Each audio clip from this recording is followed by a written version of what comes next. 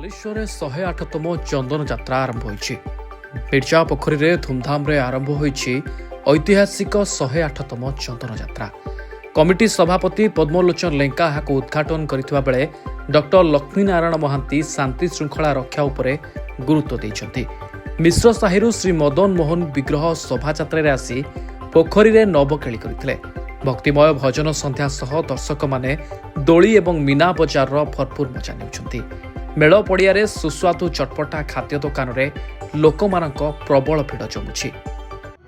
ଏ ବର୍ଷ 108ତମ ଚନ୍ଦନ ଉତ୍ସବ ଆମେ ପାଳନ କରୁଛୁ। ଏଇଟା ଯେଉଁଭଳି ଭାବରେ ଜଗନ୍ନାଥ ମହାପ୍ରଭୁ ରଥଯାତ୍ରାରେ ରତ୍ନ ସିଂହାସନରୁ ଆସି ରାସ୍ତାରେ ଭକ୍ତମାନଙ୍କୁ ଦର୍ଶନ ଦିଅନ୍ତି, ଠିକ୍ ସେଇଭଳି ଭାବରେ ଆମର ଏ ମଦନ ମୋହନ ବର୍ଷ ସାରା ମନ୍ଦିର ଭିତରେ ପୂଜା ପାଆନ୍ତି ଏବଂ ଏହି 7 ଦିନ ପଦାକୁ ଆସିକି এই ପୋଖରୀ ଚାରିପଟେ ବୁଲିକି ଲୋକମାନଙ୍କୁ ଦର୍ଶନ ଦିଅନ୍ତି।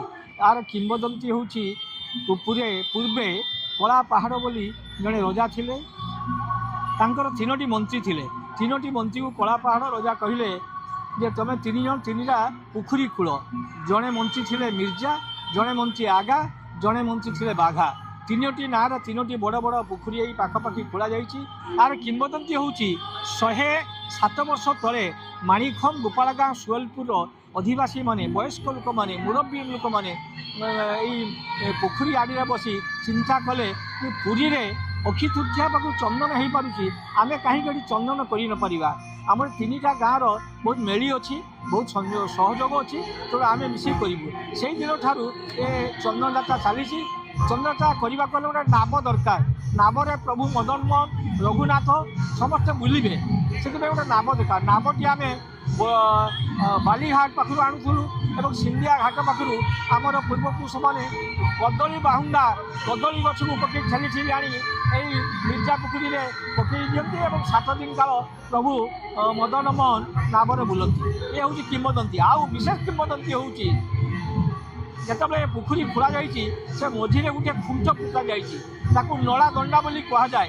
ସେଇ ନଳ ଦଣ୍ଡଟା ଆଜିକି 108 ବର୍ଷ ଧରିକି ରହିଛି, ତାର କିଛି କ୍ଷିନ୍ନ ହେଇନାହିଁ, ଜମା ଭାଙ୍ଗି ନାହିଁ। ସେଇଠି ଯାଇକି ମୋର ପିଲାମାନେ, ମୋର କମିଟିର ସଭ୍ୟମାନେ ସମସ୍ତେ ଯାଇକି ଅକ୍ଷି ତୃତୀୟା ଦିନ ଗୋଟେ ପତାକା ପୋତାଯାଏ, ପ୍ରଭୁଙ୍କଠାରେ ପୂଜା କରିକି ପତାକା ଉତ୍ତୋଳନ କରାଯାଏ ଏବଂ ପ୍ରଭୁଙ୍କୁ ଜଣାଇ ଦିଆଯାଏ, ହେ ପ୍ରଭୁ ଆମର ଚନ୍ଦନଯାତ୍ରା ସୁରୁଖୁରୁରେ ହେଉ, ଏହା ହିଁ ଆମର କାମନା। ବାଲେଶ୍ୱରରୁ ଚନ୍ଦନ କୁମାର ପାଣିଗ୍ରାହୀଙ୍କ ରିପୋର୍ଟ।